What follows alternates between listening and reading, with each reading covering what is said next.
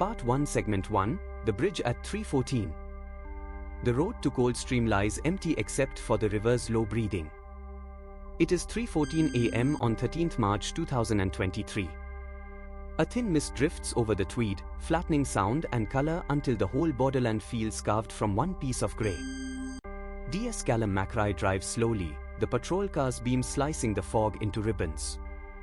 The dashboard clock glows pale green, counting the minutes as though they matter. In the passenger seat, PC Rory Kerr taps a rhythm on his thigh, old marching pace, half a heartbeat faster than calm. They don't speak much. Night patrols are quiet now, the town's drunks have gone home, the tourists have long since fled for the winter. Coldstream sits half asleep between two countries, a few dozen lamps burning on each side of the river, all reflected in the water like the eyes of something waiting. Callum's voice finally breaks the hum. Chain bridge. Rory nods. They said traffic cam picked up movement. Human or animal? Didn't say. Just movement. Callum exhales through his teeth, the sound fogging the windshield for a moment before the wipers clear it. He doesn't like this bridge. Nobody does. It's a relic, iron and timber from another century, half abandoned after the dam was built upstream. The locals say it sings when the wind shifts. The car slows. Headlights catch the rusted beams of the chain bridge, the damp steel slick with mist. On one of the supports, something pale moves gently in the wind. They step out. Their boots hit wet gravel, the sound hollow and wrong. The fog thickens, swallowing the river until it feels like they're standing above an abyss. The air tastes of metal. Rory lifts the flashlight. Its beam finds a shape, human, inverted. The body hangs upside down from the center of the bridge, one leg caught in a tangle of wire. The face. Callum's breath stutters. Where the face should be, there's only red sinew and the wet glint of muscle. The skin of the man's face is folded neatly, stuffed into his open mouth like a rag. The body turns once, slow and smooth, then stops. Jesus Christ. Rory steps back, hand to his radio. Control, this is Kerr. We've got a.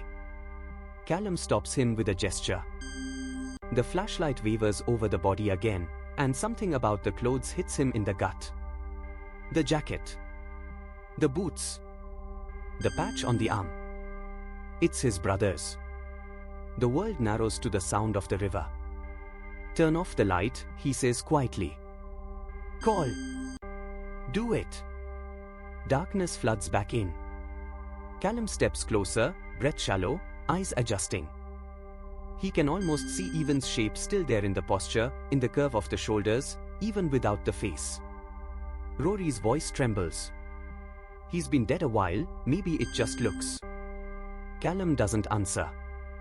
He's watching the faint glow of a camera mounted on the bridge post, its small red light blinking steadily. Traffic cam, he murmurs. Still on. He crosses to it, boots clanging on metal. The river below murmurs, dark and low. The monitor is cracked but still recording, grainy night vision, the bridge lit in ghost green. Callum rewinds. The timestamp blinks 3 hours 13 minutes and 1 seconds. Evan stands there, alive, facing the camera. He looks calm. He removes his gloves, reaches to his face, and Callum freezes. Evan begins to pull. Not with pain, not with struggle, he peels the skin away as if removing a mask, eyes staring forward the whole time. It takes less than 30 seconds. He holds his own face in his hands, smiling faintly, before turning toward the river and looping a cable around his ankle. The last frame shows him hanging, swaying, the river rippling below. Rory curses under his breath. That's impossible. The recording ends at 3 hours 14 minutes. The mist thickens around them, curling along the bridge like smoke. Down below, the river seems to breathe harder. The water swirls in small circles, each one widening and folding into another, as if something beneath is turning in its sleep. Callum doesn't speak for a long time. Then quietly, get him down. They work in silence. The body is lighter than it should be, drained and stiff. When it hits the ground, the mist parts briefly, revealing the carved letters across his chest. 79 for 19. The Tweed remembers. Rory's radio crackles, broken static, then a voice half drowned by interference. Another body, museum yard, face missing. The message cuts out. Callum wipes his hands on his trousers, looks down the length of the bridge. The lamps of Coldstream glow faintly through the fog, small and warm, as if nothing has happened at all. He turns back once, looks at his brother's ruined face, or what remains of it. He feels no grief yet, only a cold vacancy where the shape of emotion should be. He says quietly, "They never buried the truth." The wind answers with a metallic hum through the cables, a sound that almost forms words. By sunrise, the story has already changed hands 3 times. The press wire says, possible suicide linked to online cult. Local gossip adds, another curse from the dam. At headquarters, fluorescent light replaces the fog. Chief Inspector Morven Reed stands with arms crossed, her voice clipped. No statements until forensics confirms ID. I don't care what it looks like. Callum stands at the window, jaw locked. Outside, the Tweed glints dull silver. It's him, he says. Reed sighs. You are off the case, call. He doesn't move. You won't stop it by pretending it isn't there. Stop what? He looks back at her. You've lived here long enough to know. The dam. The March flood. The 79 they said never existed. Reed's expression tightens. My father built that dam. Callum almost smiles, but there's nothing kind in it. Then maybe you should be the one explaining what's walking out of the river. Silence. Then Reed gestures sharply toward the door. Get some rest. He doesn't. Instead, that night, he drives north along the Tweed until the road ends near the remains of the Coldstream Dam, just a collapsed wall now, half swallowed by moss and years. The moonlight paints the concrete pale as bone. He stands at the edge, flashlight beam wandering across graffiti and frost. The mist rolls off the river again, heavy and slow. It smells faintly of electricity, like rain before lightning. There's a sound beneath the water, low, rhythmic, almost mechanical. It pulses every few seconds, deep enough to vibrate the soles of his boots. Callum listens. He counts the beats. 79. Then silence. When the last echo fades, he whispers, almost involuntarily, even. Something in the dark answers, not a voice, but a change in the air, as though the fog itself has turned to face him. He doesn't run. He simply watches the slow widening of a ripple on the water's surface, perfectly circular, spreading outward until it reaches the edge and stops. The river goes still again. The night holds its breath. And from far downstream, faint but clear, comes the sound of a child's voice singing. A lullaby, old and wordless. Callum lowers the light. Segment 2, The Quiet River. Morning comes dull and colorless. The fog doesn't lift, it only thins enough for the river to show its grey surface, carrying driftwood and the reflection of light that never quite becomes sun. Coldstream wakes in fragments. The postman at the roundabout. The farmer with his quad bike crossing the lane. Curtains twitch, radios hum with headlines. By 7 a.m., the town already knows about the bridge. Callum sits at his kitchen table, still wearing last night's clothes. A kettle steams behind him but never whistles. The radio on the counter mutters through static, police investigating what they describe as a tragic incident on Chain Bridge. He turns it off before they say his brother's name. The house feels foreign now. The photos on the wall, his parents, his brother, the sea at Bewick, are all too neat, too framed. He looks down at his hands, the nails still rimmed faintly with dried mud from the bridge rail. Outside, a knock. Rory stands in the drizzle, cap pulled low, eyes red. CID wants us at the yard, he says. Something else turned up. They drive in silence down to the old industrial park by the museum, rows of corrugated sheds and cranes, all fenced and locked, except one. The forensics tape flaps weakly in the wind. Inside, everything smells of rust and wet stone. The floor is slick with condensation, puddles catching the light from Rory's torch. At the far end, two technicians crouch near a metal chute, the old rock grinder from the dam construction. Its belt moves slowly, dragging fragments of grit and concrete toward a rusted bin. Callum stops halfway across the floor. There's a shape near the base of the machine, covered by a tarpaulin. The edges are darkened where moisture has seeped through. The senior tech, a woman with pale gloves, nods to him without speaking. She lifts the corner just enough for him to see. The face that looks back isn't his brother's, but it wears his brother's features, creased, half-dissolved, as if the skin itself couldn't hold shape. Beneath it, the body is wrong-sized, the build slighter, younger. Rory steps forward, then stops short. "Finlay Shaw," he whispers. "Museum clerk."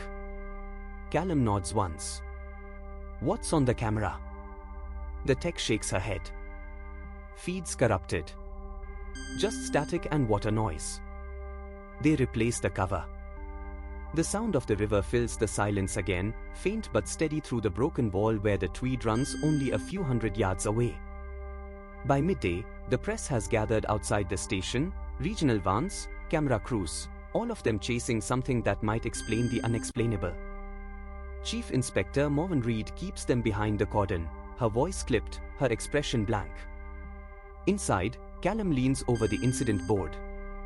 "Even. Finlay. Same inscription.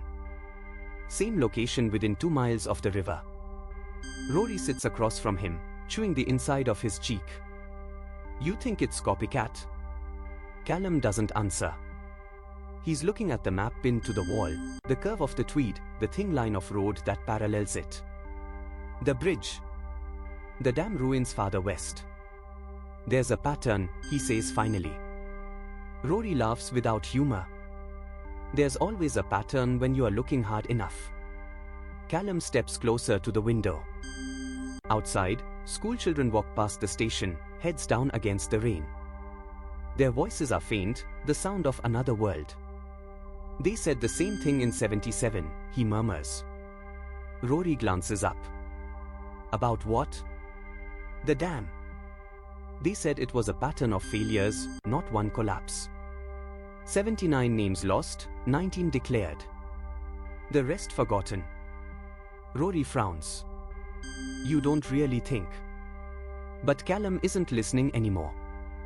He's watching the rain smear the glass, each drop dragging the shape of the river's reflection downward until it vanishes. Afternoon fades without ever brightening. By 4 o'clock, they're standing outside the old churchyard at Lennell.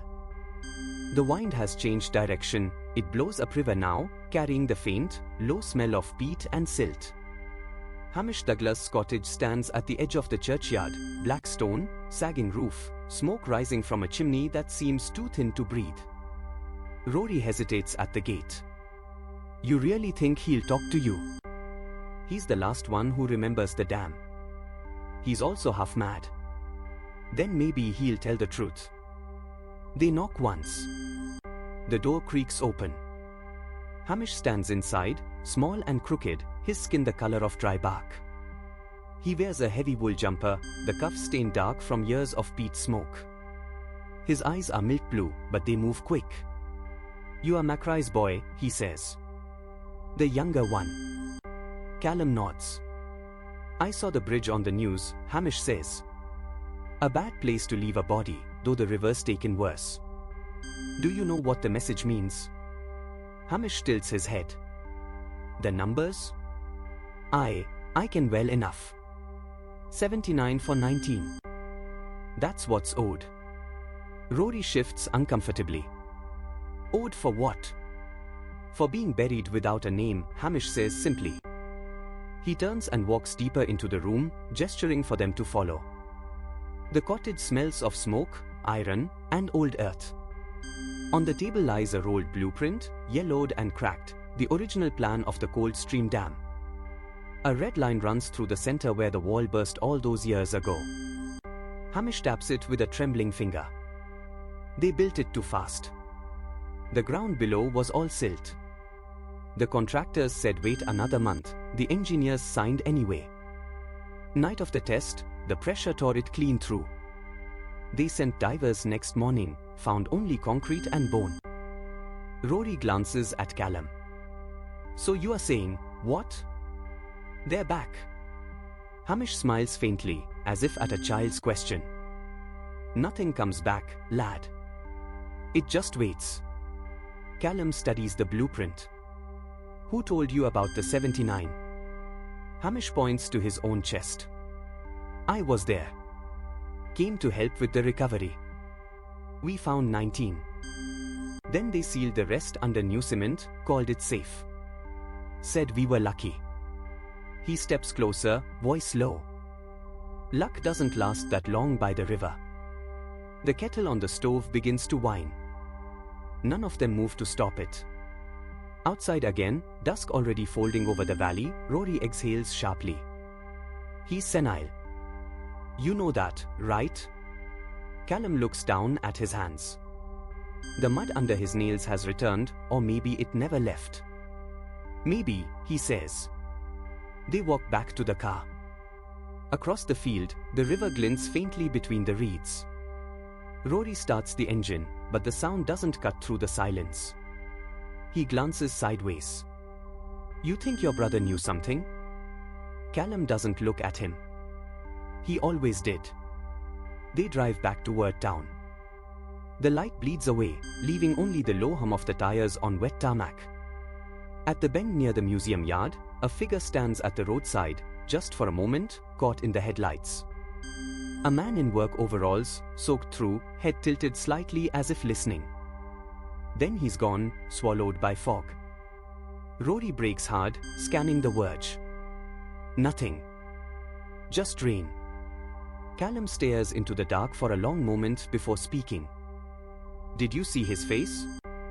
Rory shakes his head. No.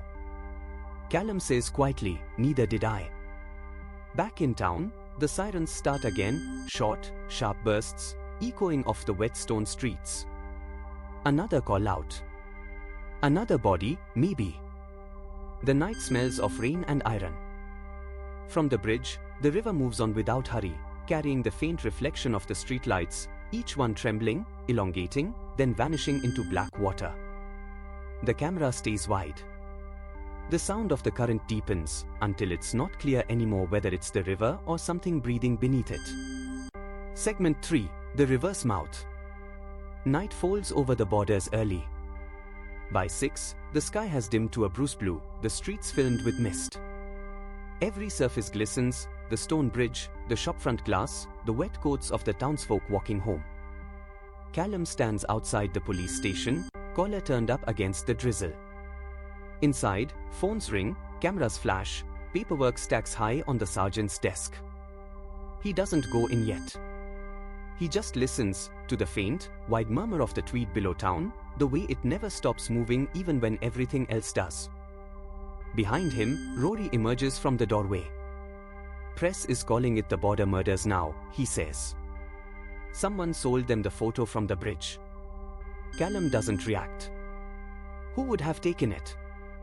Rory shrugs. Half the town's online. Doesn't take much. They start walking toward the high street, both silent for a while. Lights burn in the windows above the shops. At the far end, beyond the florist and the butchers, the street drops toward the riverbank. There's a faint crowd gathered there, flickers of phone light, murmurs, something uneasy. Callum frowns. What now? When they reach the bank, 20, maybe 30 people stand around a dark gap in the reeds. Someone's holding a phone up high, streaming. A police drone hums above, its red light pulsing faintly in the fog. A child's bicycle lies half-submerged at the water's edge, one wheel still turning slowly. The name Macy is painted in pink along the frame. A woman stands nearby, both hands clamped over her mouth. Someone murmurs, it's her mum. Rory signals the constables to move the crowd back. Callum crouches near the water, shining his torch into the shallows. The beam catches something pale moving just beneath the surface, not large, not fast, just drifting with the current. He doesn't touch it. He doesn't need to. The sound of a phone plays somewhere behind him, a girl's voice, small and distant, singing half a nursery rhyme before the clip cuts off. Where did that come from? He asks. One of the younger officers holds out a phone, trembling. Tick-tock. It's Liv. Started 5 minutes ago. On the screen, darkness. Then a flicker of light, a girl's face, or the hint of one, lit by torchlight, half covered by hair wet against her cheeks. The water behind her ripples, black and slow. The camera shakes, she's laughing, or crying, or both. Rory turns away. Christ! Callum watches until the feed dies. The last sound is the river again, louder than before, like something opening below the surface. The next morning, the town feels stripped. Schools closed. Shops shuttered. Only the pub stays open, its windows steamed from within. Outside the station, a crowd gathers again, locals, journalists, strangers from across the border. Someone shouts that the police are hiding the truth. Someone else throws a bottle. Morven Reed steps onto the steps, coat buttoned tight, hair soaked flat. We have no evidence of ritual activity, she says to the cameras. We are treating the incidents as isolated acts of violence.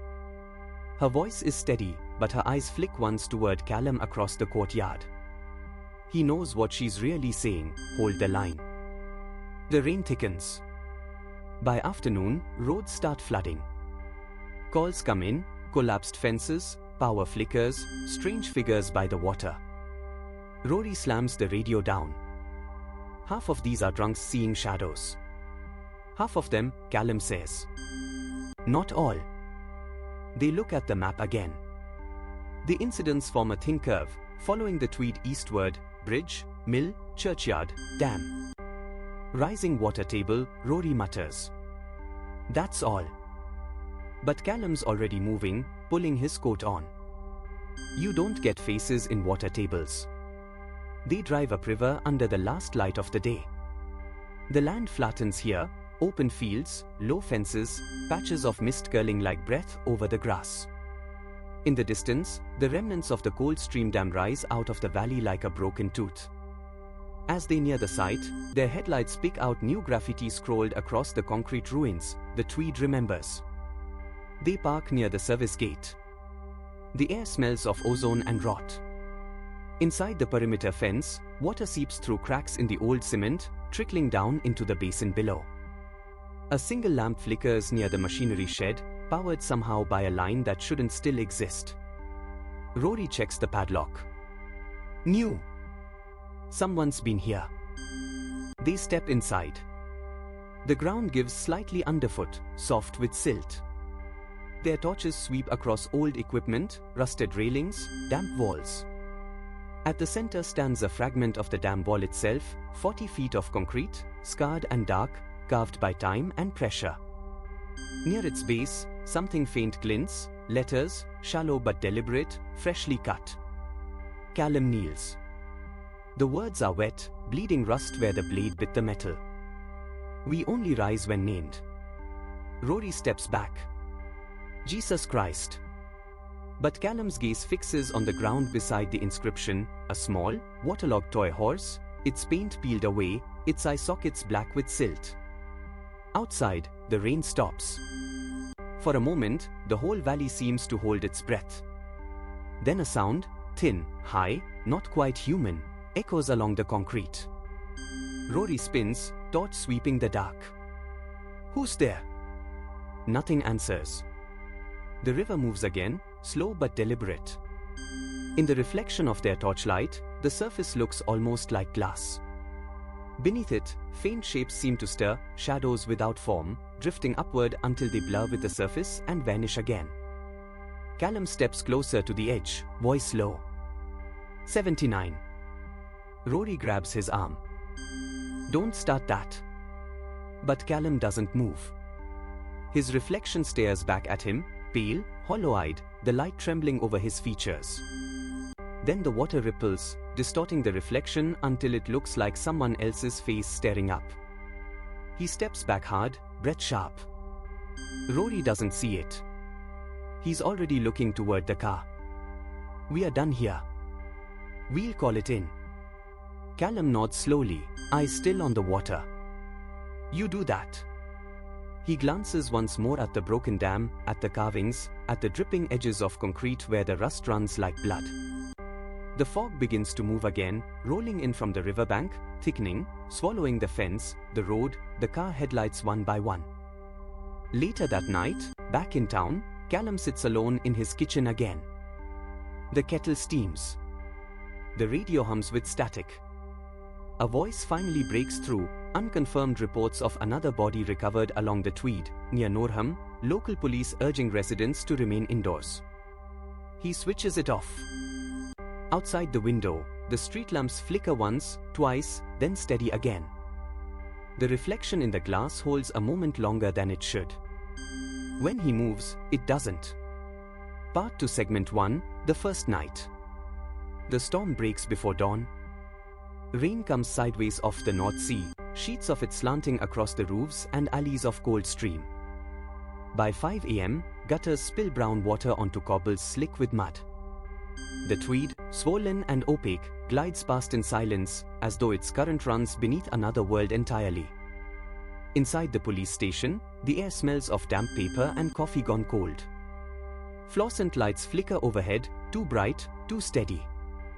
Callum leans over a corkboard littered with photographs, bridges, tire tracks, a map streaked with red marker tracing the river's path through 3 counties. Chief Inspector Morven Reed stands behind him, arms crossed.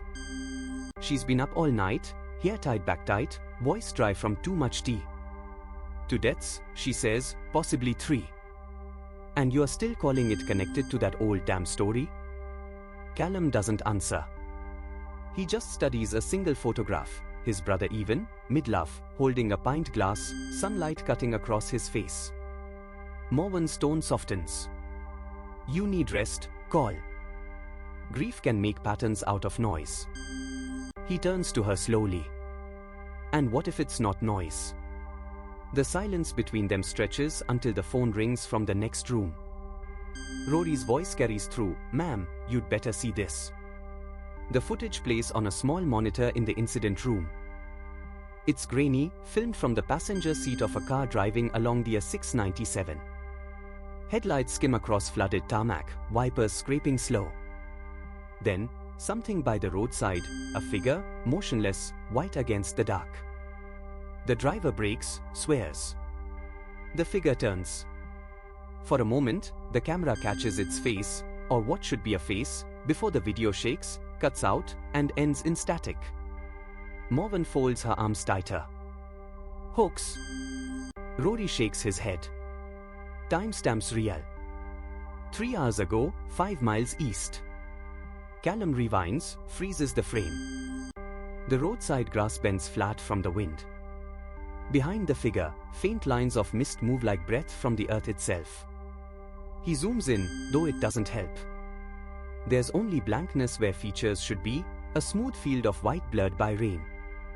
He doesn't speak, but the word comes anyway, under his breath. Wraith. Rory looks at him, uncertain whether to laugh or not. By midday, the storm worsens.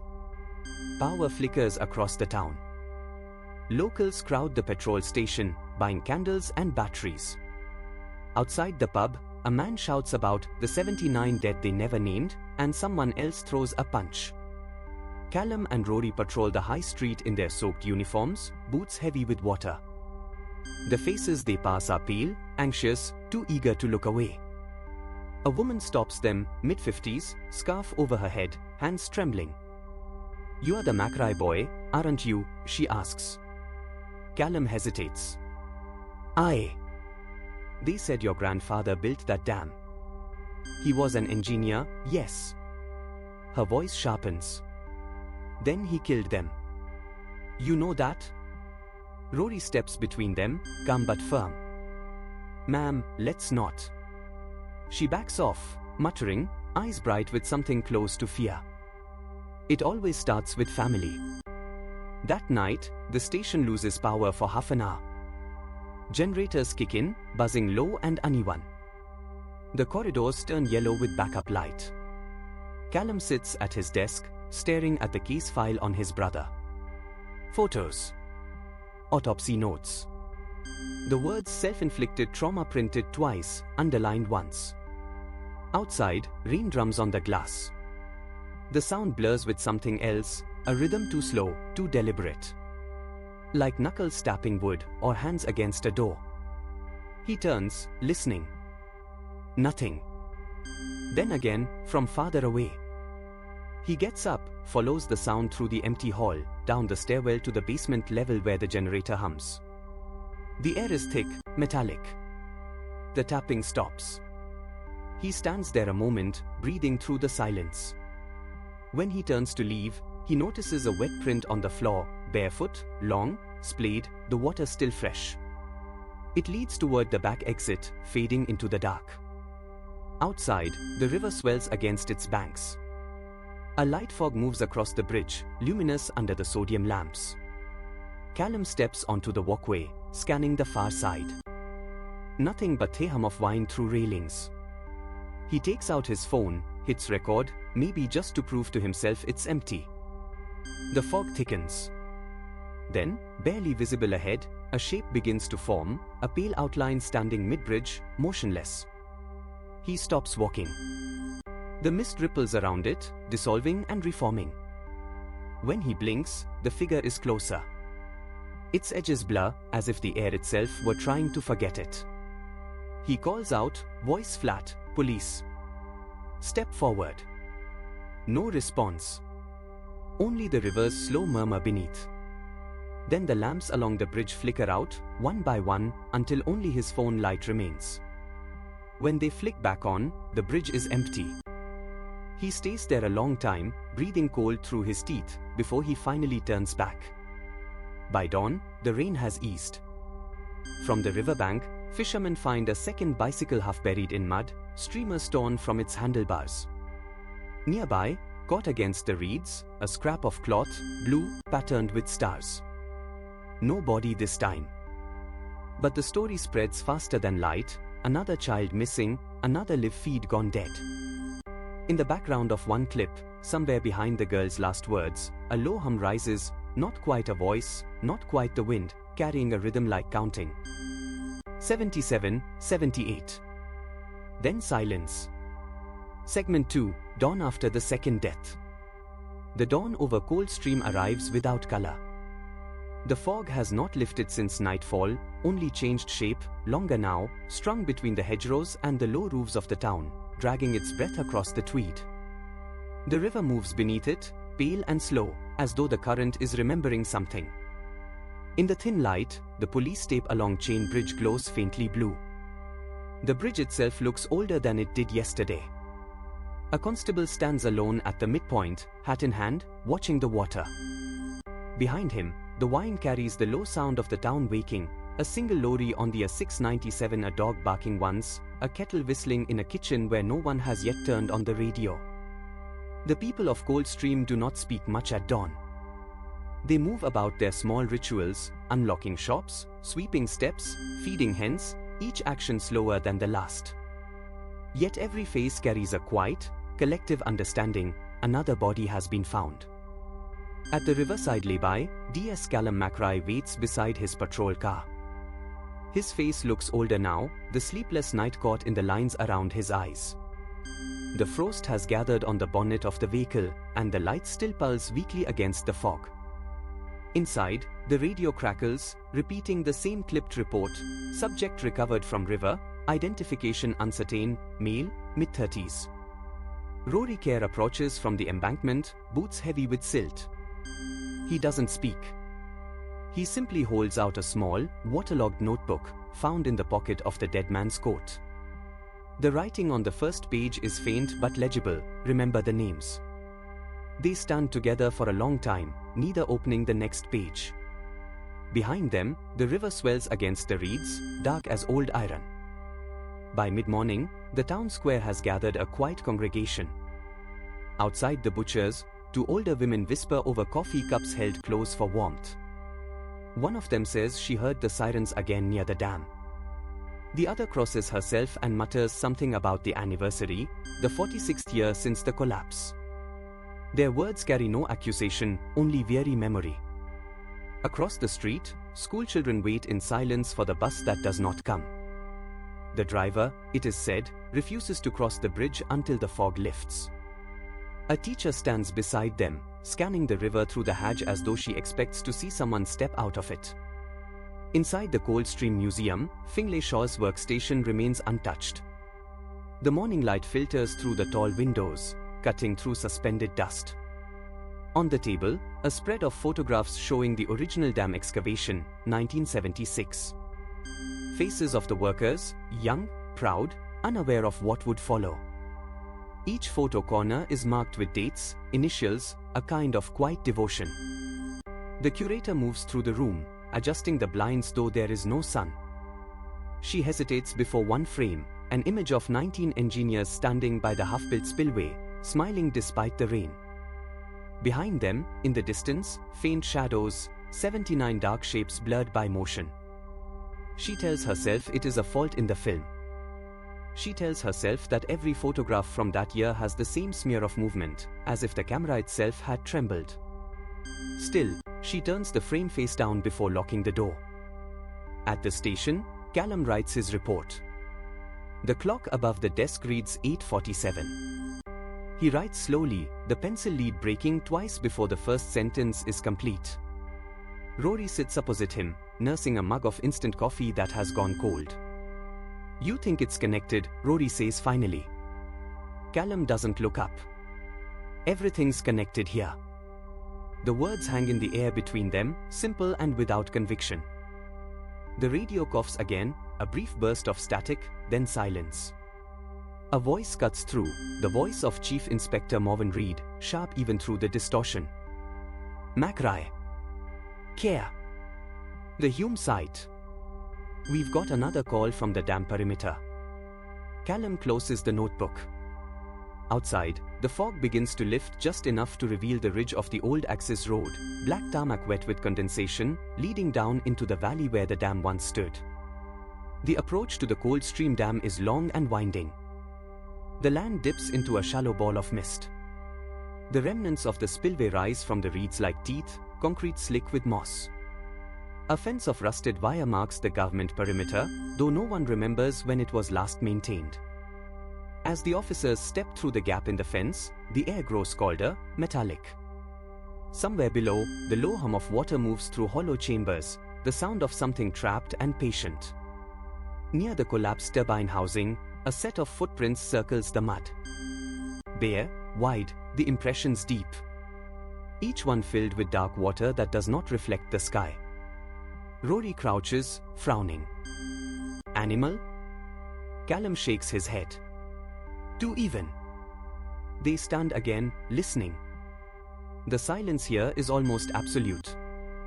By afternoon, the news has spread. Not through official channels but through phones, group chats, low murmurs passed across the aisles of the small grocery on the high street. Words like ritual and retribution surface and vanish again. The Vicar of St. Cuthbert's postpones the afternoon service. At the Tweed Inn, someone swears they saw a figure at dawn, standing knee-deep in the water, holding something that shimmered like skin. By evening, half the town has locked their doors early. Night falls without color once again. Callum walks the length of the bridge before heading home. The lights on the English side glow faintly across the water, distant as another world. He pauses at the midpoint, the place where his brother had been found, and leans on the railing. Below, the river moves as it always has, slow and constant. But tonight there is a rhythm beneath the surface, a soft knocking, as though something far down is asking to be remembered. He doesn't look down for long. The fog is already returning. Segment 3, the river takes its witnesses. Evening draws itself thin over Coldstream. The fog, having loosened through the day, folds back into the valley, wrapping the streets in a dim blue. The town lights come on early, small yellow orbs swimming in the mist. The Tweed moves unseen beyond the houses, its presence marked only by the low pulse of water against stone. No one has spoken aloud about the second death, but the knowledge of it threads through every gesture. Curtains shift slightly at the sound of passing footsteps. Doors open only to the width of a face. Inside the co-op, the queue stands silent as the radio hisses, then cuts out. The hum of the freezers fills the space where conversation should be. At the edge of town, near the bypass, two road workers gather their tools. One of them pauses, looking toward the river. "It's moving higher," he says. The other shakes his head. "Tide's not due till midnight." Yet the sound beneath the wind, slow, rhythmic, carries the weight of water against stone. Downstream, at the broken spillway, a small group has gathered near the perimeter. The warning signs, danger, restricted zone, hang bent and rusted. Beyond them, the dam ruins gleam faintly in the fading light. Someone has lit candles in the mud, a wavering line leading toward the collapsed concrete mouth. Hamish Douglas stands at the front, coat collar up against the damp, his stick sunk deep into the earth. His breath clouds in the cold. Around him, the others wait, older faces mostly, farmers and mill hands who remember the night the dam broke. Their silence feels ceremonial, not mournful. The ground remembers, Hamish murmurs. His voice is coarse, nearly lost to the wind. It always does. One of the younger men shifts uneasily. "What is it we are meant to do?" Hamish looks out toward the black water. "Nothing. It's already begun." They stay there until the candles gutter out. When they leave, the footprints they've made begin slowly to fill with seepage from the riverbank, dark water pooling where their boots had pressed. At the police station, the overhead lights buzz faintly. Callum sits at his desk, sleeves rolled, the map of the river spread before him. Pins mark the sites, Chain Bridge, the Turbine Pit, the flooded Axis Road. The pattern forms a slow curve, like a hand closing around the town. Chief Inspector Morven Reed leans in the doorway, arms crossed. "You look like you are charting ghosts," she says. He glances up, tired. Sometimes that's all there is left to chart. Her eyes narrow. "You've been talking to Douglas again." "People talk to him," Callum replies. He listens. He feeds them stories. Sometimes stories are all that makes sense. A long silence. The hum of the lights grows louder, as if the building itself were holding its breath. Then Morven straightens, her voice clipped again. "Get some rest, MacRae. Whatever's happening out there, it isn't in the water. It's in people's heads." But when she leaves, she glances at the window, where her reflection wavers faintly, distorted, as though the glass were breathing. By 10, the fog has thickened again, turning the streets into corridors of pale smoke. The last pub closes early. Finlay Shaw, the museum's assistant curator, walks home alone through the narrow WYNDS behind the high street. He keeps his hands buried in his coat pockets, his breath visible in the lamplight. The sound of his shoes on wet cobbles echoes off the old stone walls. Halfway down the lane, he pauses. Something metallic glints in a puddle ahead, a thin strip of silver, like wire. When he bends to look, it isn't wire at all, but thread. A length of fine surgical suture, looped into a knot. It's wet, but not with rain.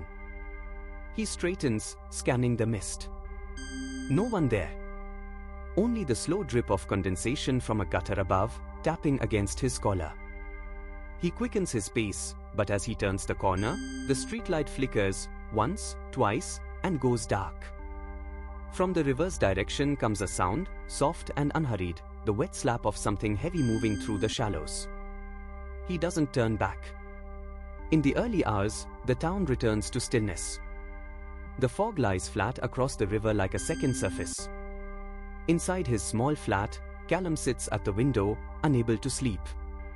He watches the street lamps fade into a milky blur. The hum of the fridge, the ticking of a distant clock, these are the only proofs that the world is still turning. On the table beside him rests his brother's badge, the metal worn smooth by years of handling. He turns it over in his hand, reading the name engraved there, the same letters now etched into every official report. He sets it down again and presses his palm to the cold glass of the window. Somewhere beyond the fog, a faint sound rises, the same low knocking he heard the night before, steady, deliberate. It seems closer now, as though the river itself were moving toward the town.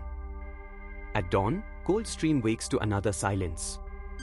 The fog has not lifted. The school is closed without explanation.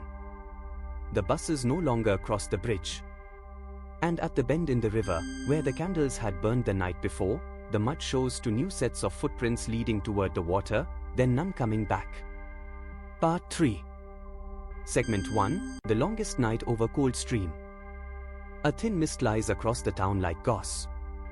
Windows are shuttered, curtains drawn, the street lamps burn through rain that moves sideways in the wind.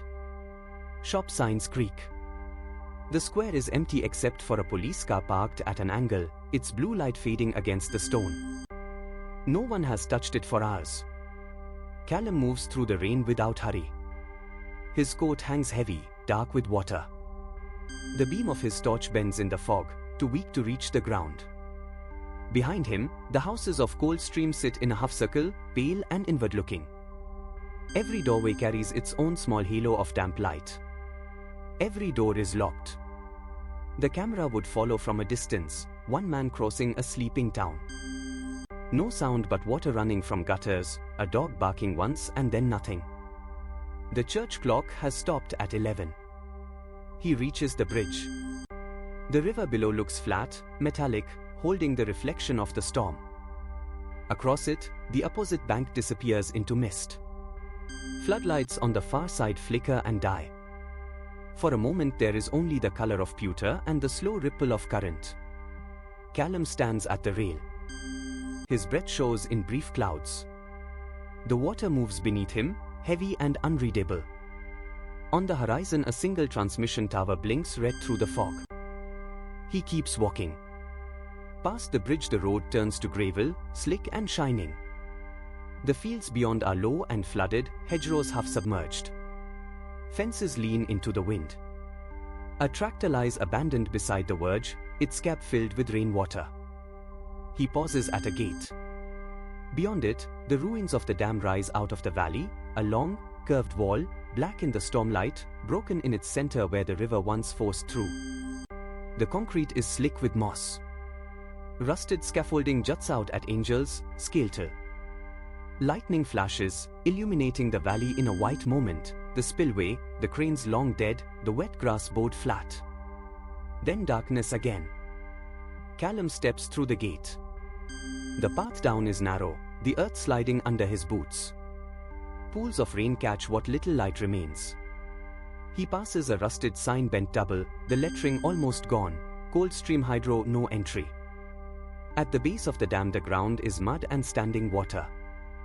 The air smells of iron and peat. Broken cables trail from the wall like veins. He walks toward the breach, the gap where the river came through in 1977, and the wind moves through the hollow space like breath. From a distance the camera would widen, one figure at the foot of an enormous ruin, a valley swallowed by night. Rain thickens. Sheets of water slide down the dam's face, glinting where lightning finds them. The world seems built only of grays and blacks. He stops at the old control building. The windows are gone, glass crunches underfoot.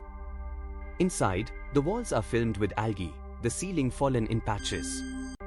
A metal desk sits overturned, drawers open. A cup lies on its side, filled with rain. Callum leans against the doorway and looks out at the dam. His torch flickers, catching droplets in the air. The valley holds still. Somewhere beyond the wall, the river groans, a low mechanical sound, like distant machinery returning to life. The rain hesitates, then resumes, heavier.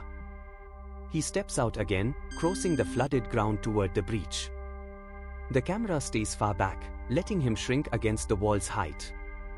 His figure bends with the wind, the beam of his torch wavers across concrete and reeds. Halfway there he stops. Something pale lies in the shallows, a hard hat, its strap tangled in weeds. He lifts it, turns it once, sets it down again. The river closes over it slowly. The light from his torch catches movement, only rain on the surface, nothing else. He keeps walking. At the breach he stops beneath the overhang of broken concrete. Water drips in steady rhythm. The air vibrates faintly, as if the structure itself remembers. He turns his torch upward. The beam glances off the cracked wall, tracing the curve of letters carved decades ago and half erased by time. They spell nothing now, just grooves in stone. Lightning again, close enough to outline him sharply. The dam shudders under the thunder. He stands unmoving, watching the valley fill with light for one silent instant. Then darkness returns, thicker than before. The torch fails. Only the rain remains, and the slow sweep of mist crawling down the valley.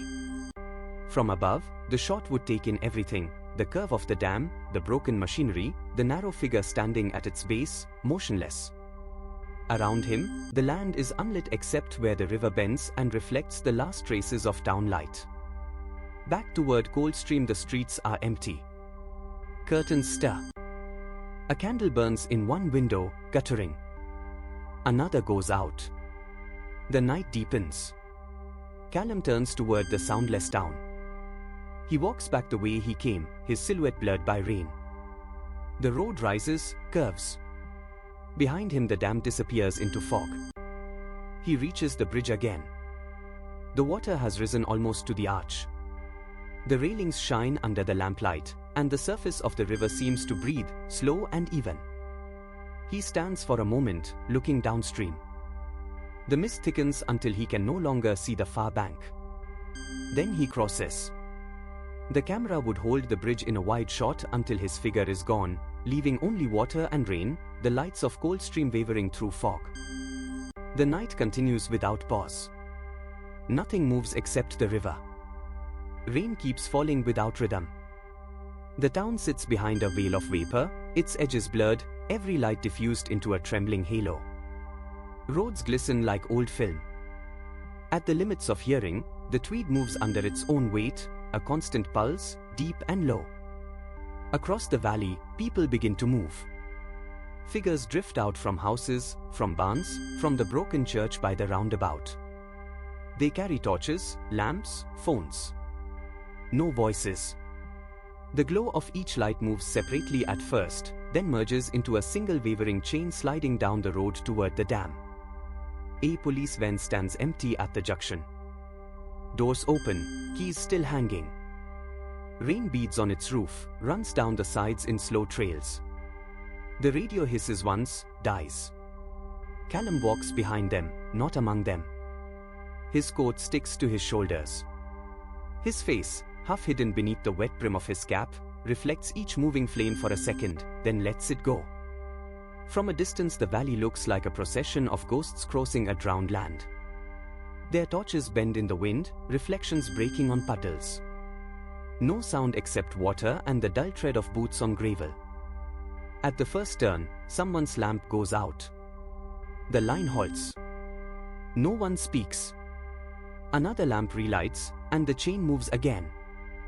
The path down to the dam has turned to liquid earth. Boots sink, are pulled free with a wet sound. Rain thickens to a curtain. A low light flickers ahead, the spillway, still holding electricity from somewhere, sputtering through wires buried for decades. The camera would rise above them, hundreds of moving points of light flowing down into a dark basin, swallowed by the structure at its center. They reach the perimeter fence. The wire sags. Hands push it down, pass over.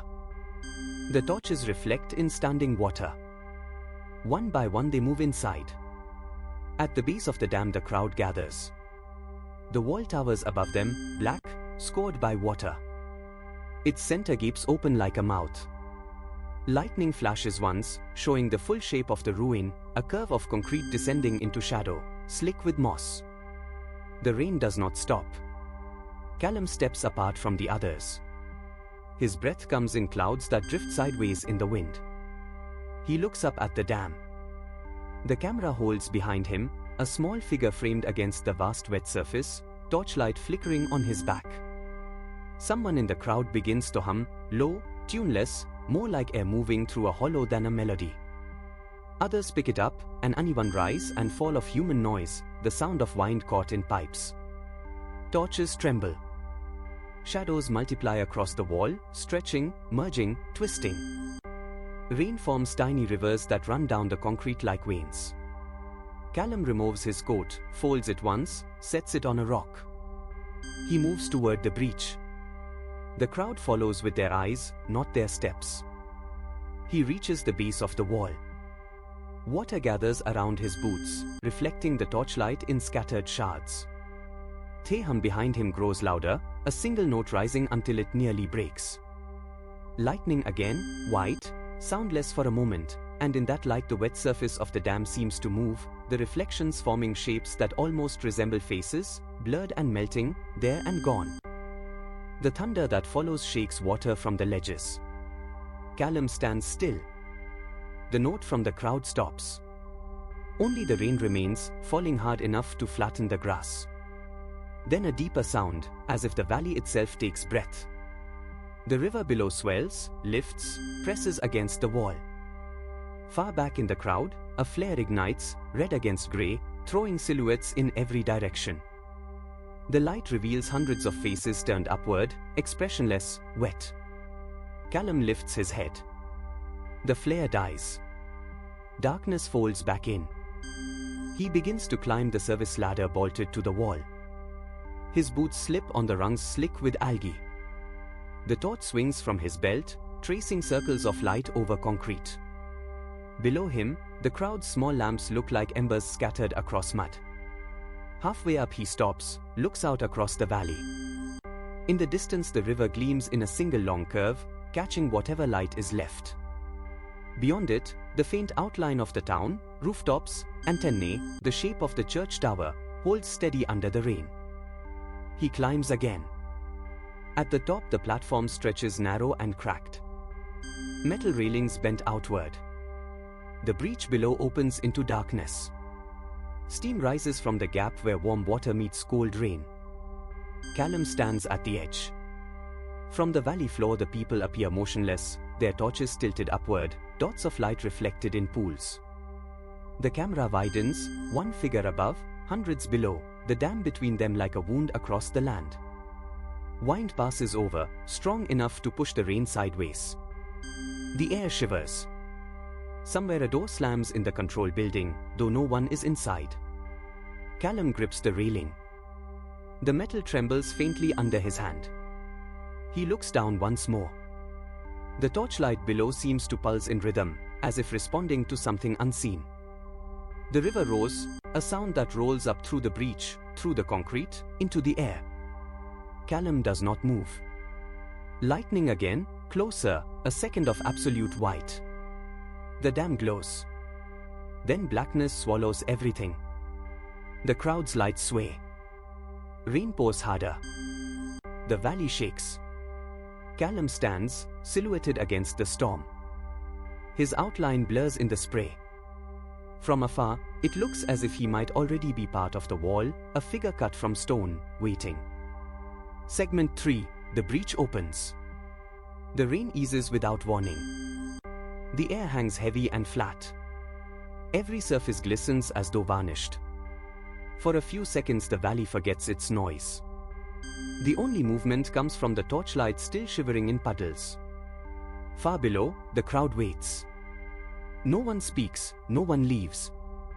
Steam drifts upward from the gap in the wall, slow and animal, pale against the dark concrete. A single gull wheels overhead, wings rigid, caught in an updraft that smells of silt and iron. Its cry does not carry. Callum remains on the platform. The last of his torchlight flickers, goes out, leaving him a black shape cut against the faint sky. The railings tremble under each gust. Down on the valley floor, the people begin to move again, a ripple through the mass, lamps turning inward toward the breach, beams crossing in the mist until they form a loose circle of light that breathes. Inside that circle, the ground has begun to give way. Thin lines of water thread outward, meeting, widening. Mud shifts like muscle beneath her skin. The dam's surface shudders once, then stills. Lightning pulses beyond the hills, far enough that the thunder never reaches here. The flash turns the whole valley silver for an instant, the figures, the wall, the river swelling black beyond its banks. Then everything dims. Callum steps forward. The movement barely registers, a tilt of balance, the suggestion of weight coming off his heels. He stands at the brink, looking into nothing. From below, the torches tilt up toward him, a scatter of small suns. The camera pulls back. The valley stretches outward, the curve of the dam bisecting the frame, water pressed against one side, darkness on the other. A hairline fracture races across the concrete face, thin, bright, almost invisible, from the breacher's edge toward the base. It stops, hesitates, then crawls further, branching. Dust and water seep from it, mingling into threads that glint under the weak light. The crowd does not move. The first sound comes quietly, a low grind, metal against stone, deep enough to feel rather than hear. Then another. A railing at the top gives way with a short metallic snap. It drops, hits the slope below, disappears into the water. The line of the crack widens. Water begins to bleed through, slow, steady. The surface darkens as it spreads. From the platform, Callum's silhouette leans slightly forward. The rain resumes, soft at first, then heavier, as though the sky is remembering its part. The light from the valley torches wavers under the downpour, shrinking until the crowd is only a faint pulse at the bottom of the frame. The grinding grows louder, layered with the faint echo of rushing water within stone. A piece of the upper wall detaches, slides away in silence, hits the riverbed with a dull impact that sends ripples through the pools below. Mist rises. When the dam finally breaks, it does not shatter. It opens. A seam widens down the center, water forcing itself through like breath through a wound. No explosion, only pressure giving form to release. The flood pushes outward, carrying mud and debris, rolling over the lights below until they vanish one by one. The valley fills with movement that erases detail. Through it all, the camera stays distant. The roar of the river is seen, not heard,